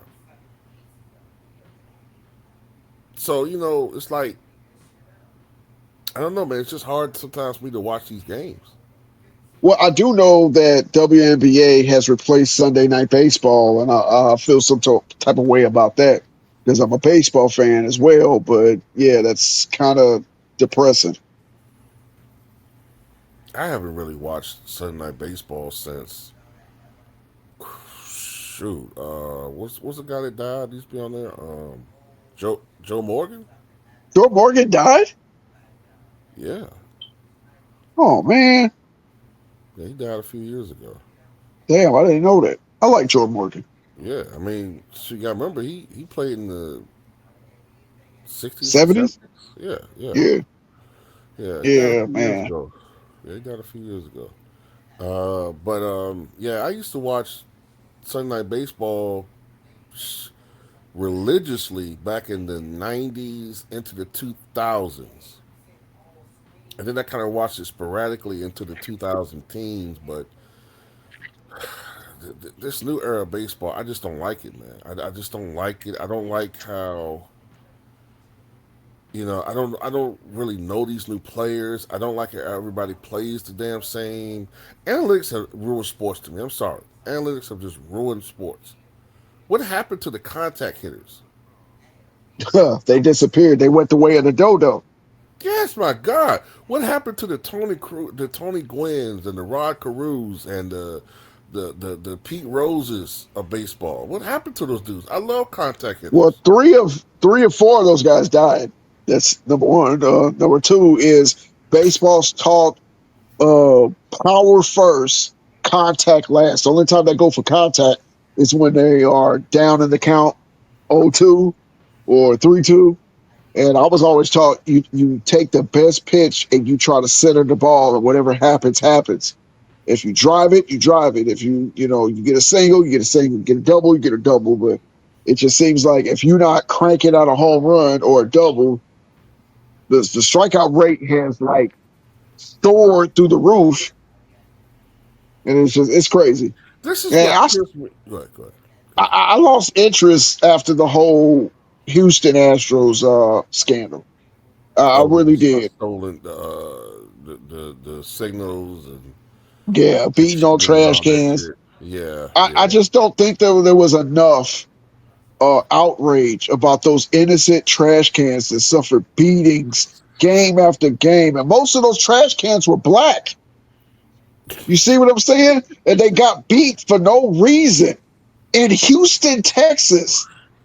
You know what? The outrage when I just saw how people were just so passive about that, and then let the Houston Astros win, I was just really, really my morals too raw. Could not allow me to support a league that would let innocent black trash can, young trash can, innocent trash can that can hold 55 gallons of trash in their prime for them to get destroyed the way they did. I'm sorry. I know I went on a tangent, but please forgive me. No, but I know you're being a little facetious with that aspect of it, but yeah, no, but you're right though. The outrage about the Astros cheating and the lack of outrage, like I mean, it was some, but it wasn't. I remember reading about when the Black Sox scandal of 19 I think it was 1918 or 1919, excuse me, and when it was found out that those teams, that team had thrown the game due to mob influence, and it was such an outrage, outcry, and a reaction to that the Major League Baseball had to create a position of commissioner, and it had to be somebody who was perceived to be of moral fiber, even though he was a goddamn racist. Kennesaw Mount Landis. They had to be perceived to be serious about cleaning up the game, and uh, when he got in there, he barred everybody who was involved in that from life. Even people who later on were found out not to be guilty just by connection, they were barred from life. So to see how society reacted to what was perceived to be, a denigration of the game, to now people like, I mean, they people like they care, but they kind of don't care. They were so nonchalant. That's the part that pissed me off about it. Right. They were so nonchalant. They would have more outrage about the Sammy Sosa, Mark McGuire steroid outbreak than for people that were literally influencing games and outcome of games. Right. Right. But steroids was just way bad. But then you have a whole organization cheating. You suspend the manager for 1 year. He gets another job with the Tigers. You find the owner And then during the conference, he said, "I will try my best for this not to happen again." What the fuck you mean, try your best? And then they shifted the narrative. It was like, well, everybody's doing it. I'm like, Oh, okay, so I'm really? done. So everybody's doing it. So what's the point of having rules and regulations then? If everybody's doing this, like, what's the point of all this shit? There is no point. It's just like, whenever you get your hand caught in the cookie jar, you got to come up with a reason why you got your hand caught in the cookie jar, why you was reaching for the cookie in the first place. And the whole thing about it was, and I love Dusty Baker. Used to hate him when he was with the Giants and with the Cincinnati Reds because he was in my division. But I was happy that he won a championship as a manager with the Houston Astros. But then again, I'm like, could it have been another team that he could have did that with? And then didn't they fire him after the season after they tried to repeat? So he was just literally the figurehead for all the smoke to blow over. And that made me feel some type of way. Because Dusty Baker, even though he went to the World Series with the Giants and lost that epic Game 6 and then ultimately Game 7 against the Rally Monkey Angels, I was rooting for Dusty. I was truly rooting for Dusty. But when they hired him to be the manager of the I'm about to say Houston Rockets, the Houston Astros, I couldn't support him because of the team that he was managing. Right. Uh, what Yeah. is sports coming to? There is no genuine feeling of, sports is the ultimate competition. It doesn't matter if it's the NFL, the way they watered down the rules for coverages and hitting, and now they added a 17th game, and now records are just going to be start getting. We're going to see more 2,000-yard running backs. Or we might even see a 2,000-yard receiver in the near future. I would I not be know. I know. surprised.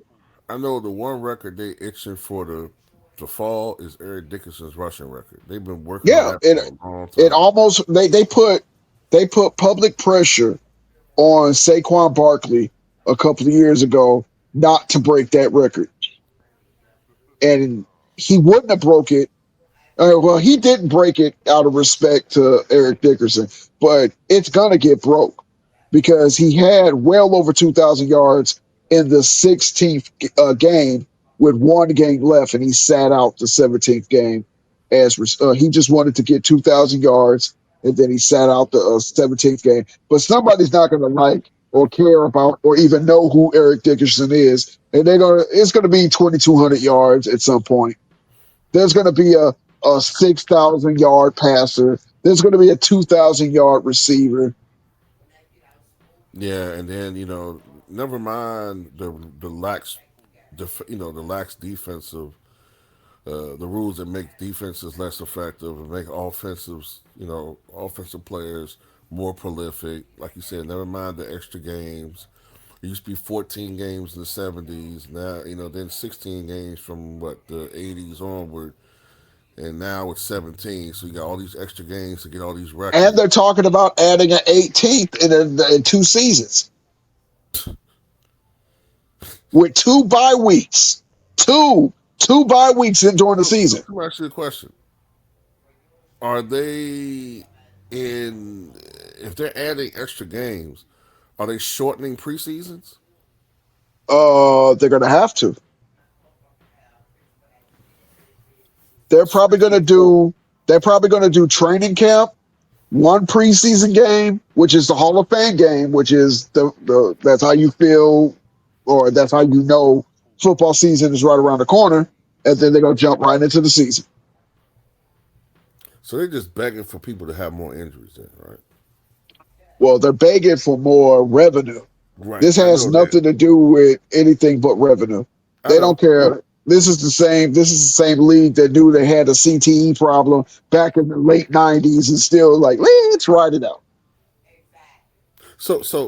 That's a good point you just made. So the answer to, hey, let's come back the fact that these players are clearly being affected by long-term brain damage. Hey, let's add more games to the schedule. The contracts are not guaranteed. The union is not as strong as people want to make it seem, and they're making money hand over fist. I mean, look, man.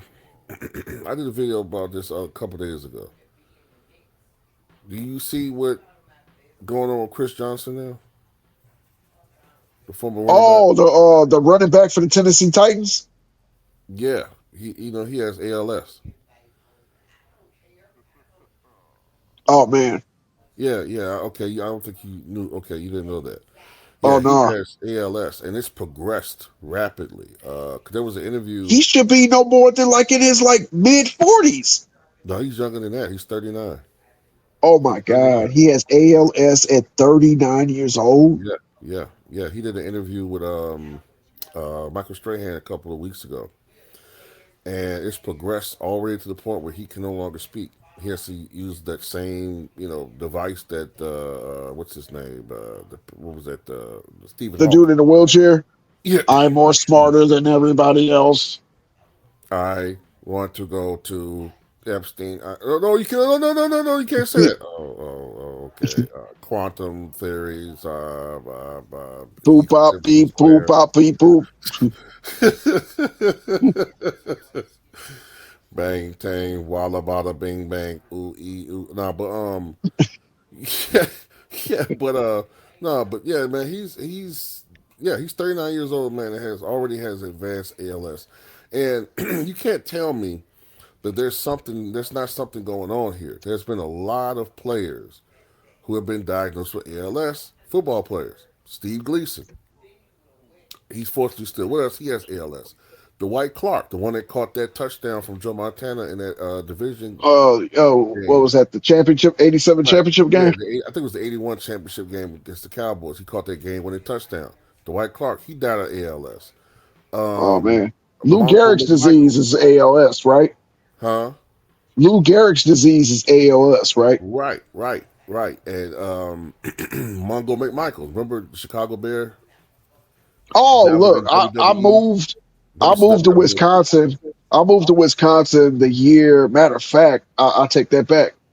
What the year I had my surgery is when he died. Because I was watching it on the news before they was taking me in there, and he looked so bad. Yeah, I saw that right before he died. He looked so small, man, and he couldn't move, and I was like, wow, man, that's the same huge guy that I used to see football and WCW, but yeah, he had ALS, and it's a disproportionate amount of players that have had ALS or early onset dementia or CTE, and it's all coming from brain injuries from playing football. And the fact that these guys' contracts are not guaranteed is bullshit. That's what Congress needs to get, I think, involved with. Not making sure Caitlin Clark doesn't get fouled. Well, look, you know the reason why that's not going to happen. Um, there's a difference between being rich and wealthy. I think Chris Rock did a segment on his stand up about that. When you're dealing with people who are wealthy, they don't care about the rich because the rich don't affect them. And a lot of people have the feeling, well, they're already rich and they're millionaires, so even if their life is cut short, they had a good life. They was at least rich. So let's not even bring up the demographic of But but this NFL is but this is the NFL is problem. predominantly a certain color. Right. Well, that's true. But this the thing though.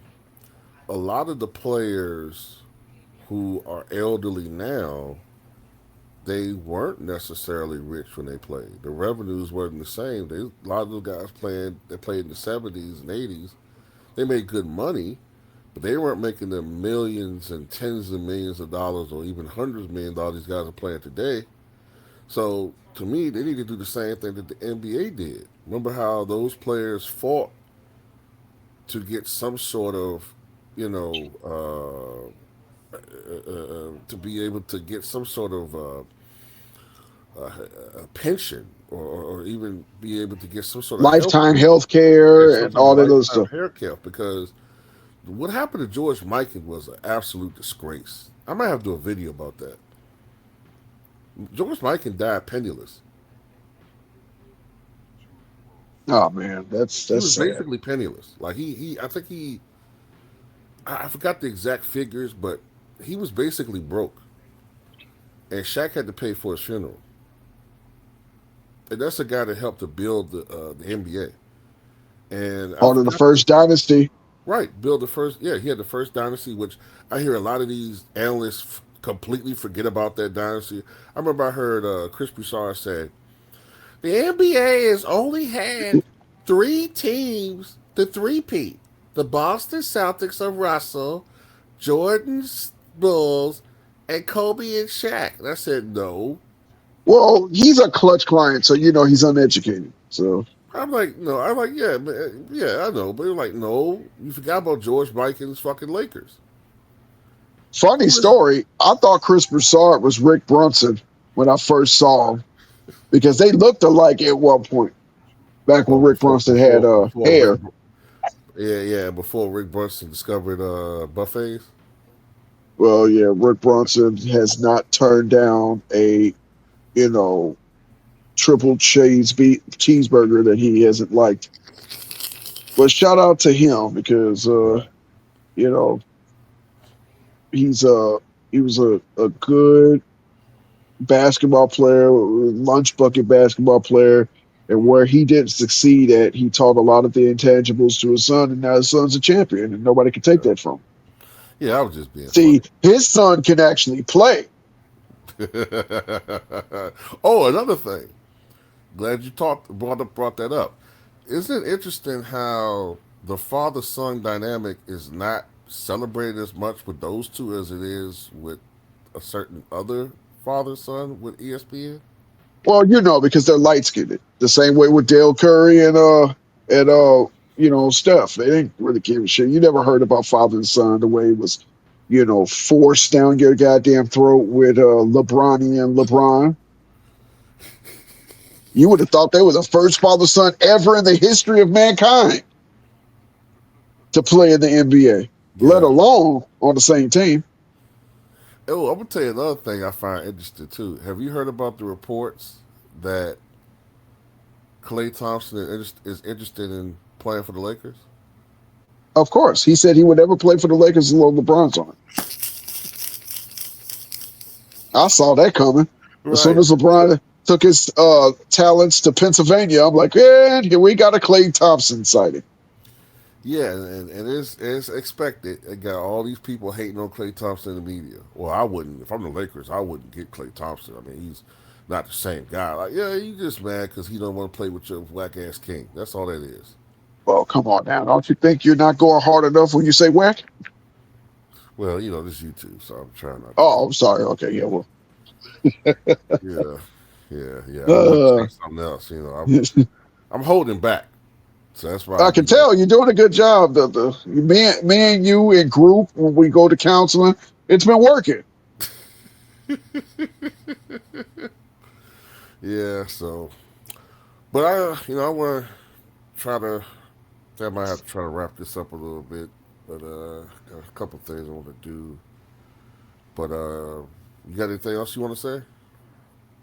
Uh, no, You we sure? covered a lot, but Okay. LeBron and Michael are not the same player. They shouldn't even be on the same, spectrum together. It's just, mindset, coachability, bag, mindset. I never seen Jordan drop to his knees and propose to a doggone referee over a missed call.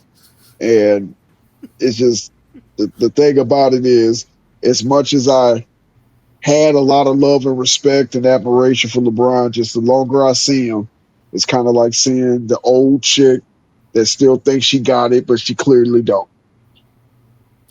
Yeah, I used to be a LeBron fan too. Huge LeBron fan. And I think a lot of my subscribers are shocked when I say that, but I used to be a big fan of his the first run with the Cavaliers.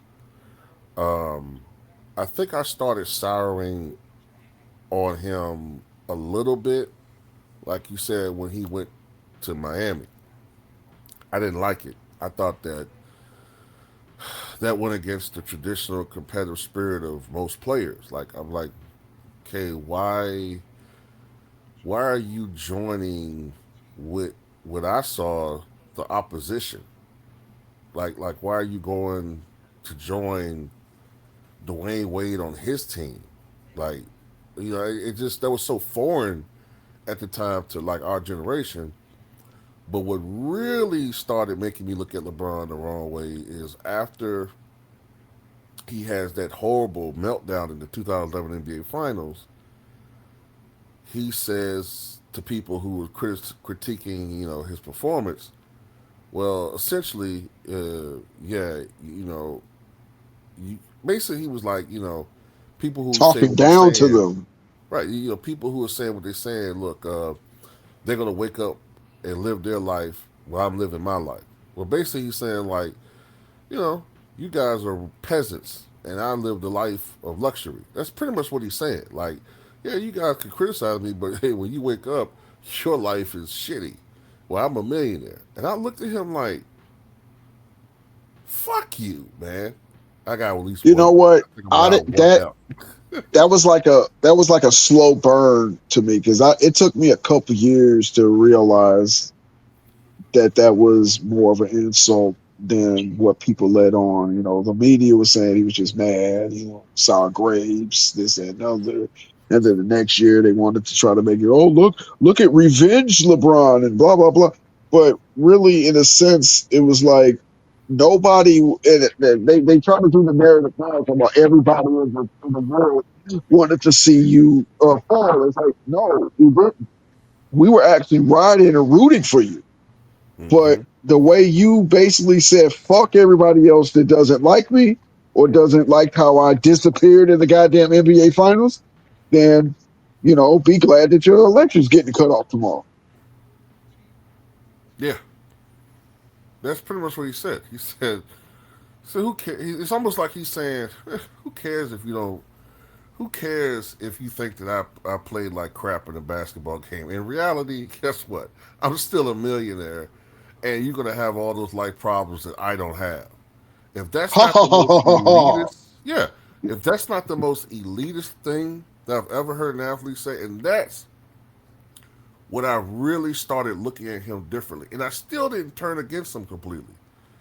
I was still kind of like rooting for him, but I wasn't as enthusiastic as I once was. But what really turned me against him forever? Was the way he did Russell Westbrook. No, no, no. Wasn't even that. What turned me against him? Well, that just made me go cold, like full throttle, like f this guy. I don't care what he does. I'm not giving him no credit. Fuck, like complete, like fuck you. But what made me become more critical of him and like look upon him like basically like in a critic's eye is when after Kyrie Irving did what he did in that comeback, you say a couple months later, that shot right there made me the GOAT. And then when I saw how he used that championship, which we were praising him for, he totally monopolized the glory of that title for himself. Oh, And that that's when was he starts saying that he's chasing the ghost in right, right, right, Chicago. right. I Okay. said, you selfish son of a you know what? You self centered. And then when I found out that he tried to get Kyrie Irving traded after that, I said, okay, you know what, man? I'm never rooting for this guy ever again, ever. And then whatever little modicum of respect that I had for him, it kept slowly getting ebbed away by his actions. And then I saw back in 2018, I was starting to sense, hey man, is there some sort of like system in place or some sort of unseen connection of LeBron fans and the media. What is this crap? What is all this praise? It's like I was noticing then, like it was the media was losing their objectivity again. Objectivity. Right, they were losing their objectivity, and everything was just pro LeBron. How can LeBron get another championship? What can the league can do to help LeBron? LeBron needs more teammates. LeBron needs more help. It's like nobody was saying that for Jordan in Washington. Nobody was saying, well, yeah, the Wizards need to go ahead and trade for Tim Duncan, or they need to go and get, whatever equivalent that is. It was just like, everything just happened generically. And we were fine with that as basketball fans. Yep. We knew he could. We knew he was not going to be the individual that we saw in Chicago with 3.5 years off and 30 pounds gained. We were just enjoying the ride. And the one thing that people, closing out, the one thing that people tend to forget: Jordan played for free. He literally played for the love of the game because once 9/11 happened, he dedicated his whole year's salary to the victims of 9/11. So he played for free. He lived up to what he told the Chicago Bulls in 1986 with the injury, or was it 85? It was I think 86. that is 85.